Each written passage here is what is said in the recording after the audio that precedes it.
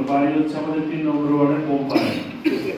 ওর দুইটা সন্তান, আসলে খুব কষ্ট করে থাকে, তার স্বামীরাও তো অলরেডি এবার একটা বিধবা ভাতার আবেদন ছেড়েছে, অনলাইন আবেদন চলছে।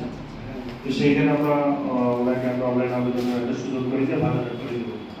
আবার আরেকটা করি আমরা ভিজিটি, অর্থাৎ প্রতি মাসে 30 কেজি চাল হবে, সেইখানেও আমরা ওনার নামটা ইনক্লুড করতে যাচ্ছি। তাহলে একটা অন্ততপক্ষে খাবারের যে বিষয়টা সেটা নিশ্চিত হবে। আর এটার পরিষদে যে সহায়তাগুলো আসে, যেহেতু আমরা এখানে বিষয়টি দেখেছেন আপনারা, শিশু সুরক্ষা সমাজকর্মী মাধ্যমে একটা কেসের আওতায় নিয়ে এসেছেন, তো অবশ্যই এটা খুবই ভালো হতো। আমরা করছি এবং আপনাদের যদি কোনো সুযোগ থাকে সেটা আপনারা চেষ্টা করবেন দেওয়ার জন্য।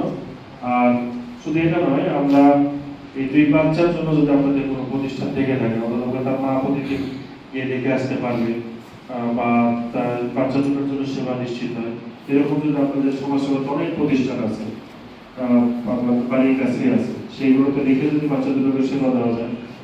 আমাদের যে হেড স্যার আছে অনেক সুদর্শন মানুষ, মিষ্টি হাসি, উনি খুব ভালো মানুষ। ওনার প্রতিষ্ঠানে যদি বিনা বেতনে যদি পড়াশোনা, আমিও বলবো যে তুমি আমাদের এলাকার হেডমাস্টার, হ্যাঁ,